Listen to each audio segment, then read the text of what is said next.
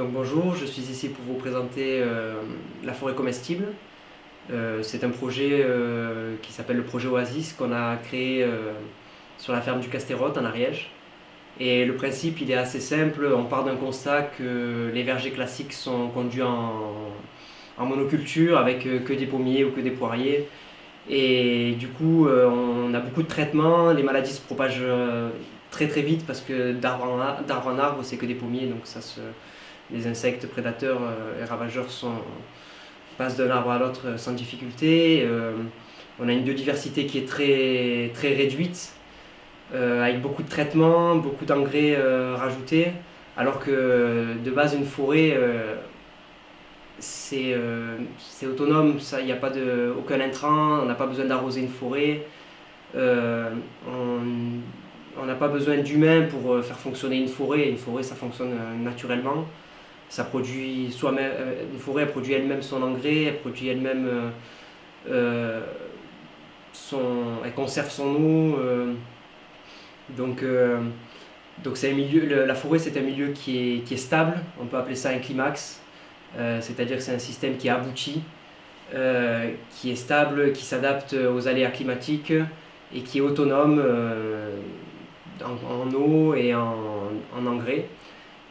Et très productif. Alors productif, pas forcément pour les humains, mais productif pour tout type d'insectes, d'animaux, de plantes, de fruits, de champignons.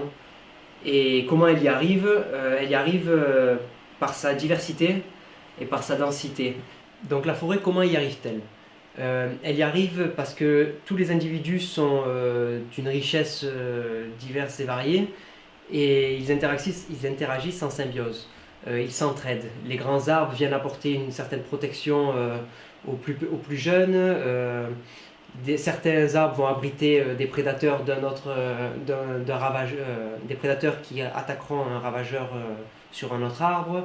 Il y a plusieurs étages, donc l'utilisation de la lumière est utilisée à son paroxysme, où on peut avoir des plantes qui récupèrent la lumière en haut, comme des petits arbres en dessous qui vont récupérer la lumière, des grimpantes qui vont récupérer la lumière un peu partout sur toute la hauteur de la forêt.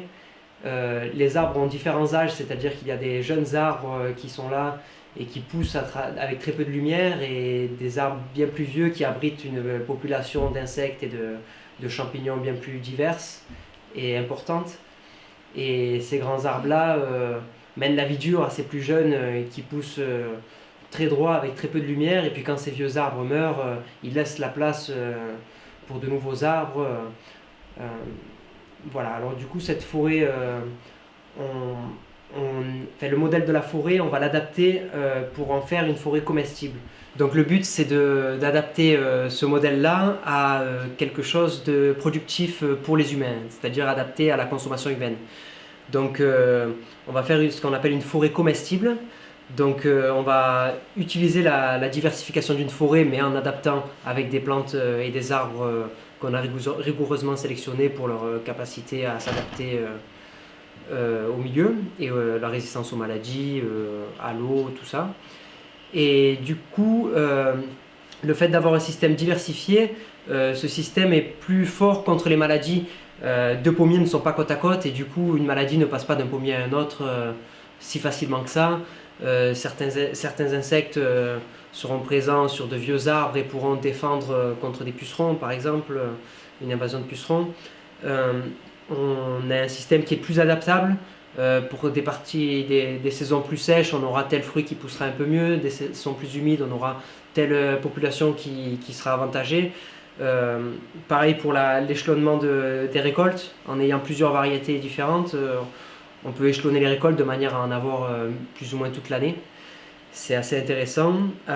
Après, on va aussi densifier les populations. On va rapprocher les arbres. Au lieu de les mettre à 10 mètres les uns des autres, et bien on les mettra à 3 mètres les uns des autres. Alors, chaque arbre produira un peu moins, mais dans sa globalité, la forêt sera bien plus productive qu'un verger classique. Donc on intégrera aussi la dimension des étages, c'est-à-dire que dans une forêt, il y a plusieurs étages. On a des grands arbres, des plus petits arbres, on peut avoir des arbustes aussi au pied des arbres, puis on a une population d'herbacées au ras du sol qui se contente de très peu de lumière, mais mais ça lui convient bien. Alors du coup, on va l'adapter avec des arbres fruitiers. Ça donnerait de grands arbres qui seraient par exemple des cerisiers, des poiriers, des noyers, des châtaigniers, qui seraient des grands arbres qui récupéreraient un maximum de lumière, mais qui en laisseraient passer et qui protégeraient un peu contre les grands vents de plus petits arbres comme les pommiers nains, les noisetiers, les kakis, cognaciers, pruniers. Ce sont des arbres qui tolèrent la mi-ombre, qui ont une durée de vie qui est plus courte que les grands arbres, mais une mise à fruit qui est aussi plus rapide. Ensuite, en dessous de ces petits arbres, on mettra des arbustes, des petits fruits qui viendront protéger le tronc des arbres contre les animaux et aussi ces arbustes qui constituent une niche écologique pour pas mal d'insectes et d'oiseaux qui peuvent y trouver refuge ou une alimentation au sein de ces arbustes. Ensuite, on utilisera la dimension verticale avec des grimpantes comme la vigne, le kiwi, le kiwai, ou à un plus bas étage les haricots ou les tomates qui viendront utiliser la structure des petits arbres et des arbustes pour pousser et aller chercher la lumière et aller chercher la lumière où elle est. Et enfin, on mettra des plantes rampantes au ras du sol qui, elles, auront un rôle de conservation de l'humidité et tout aussi productif parce qu'on pourra mettre de la courge, de la courgette, des melons, des légumes variés, des graminées qui pourront nourrir des poules. Donc pour valoriser cette production, nous allons utiliser deux circuits. Donc un circuit court et frais, où le consommateur pourra venir sur les marchés ou directement à la ferme acheter ses fruits et ses légumes biologiques directement sur la ferme.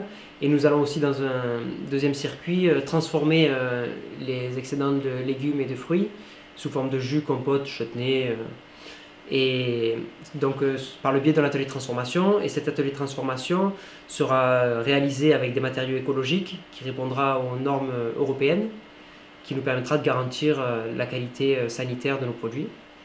Et ce bâtiment sera parfaitement intégré à la forêt écologique, à la forêt comestible, par un système de phytoépuration où les eaux de cet atelier de transformation iront directement se rejeter dans une mare qui sera dans la forêt. Par ce biais, on a une économie qui est cyclique, c'est-à-dire que rien n'est perdu. Les fruits produits par la forêt iront dans l'atelier de transformation et les déchets de l'atelier de transformation retourneront dans la forêt.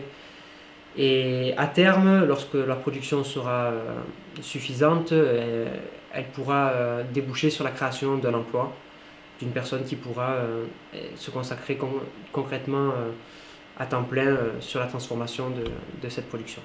Donc l'objectif de ce projet, c'est de proposer une alternative durable et nourricière, où les sols s'améliorent au lieu de se détériorer, où on limite à leur minimum le nombre d'intrants et le nombre de traitements.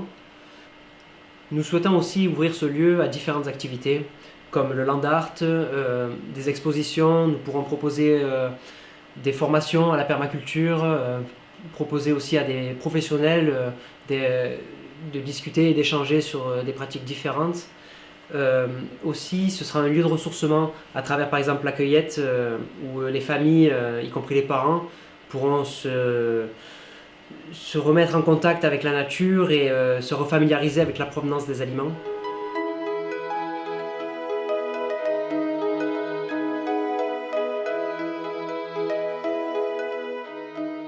En nous soutenant, vous participez à un projet qui peut impacter l'avenir.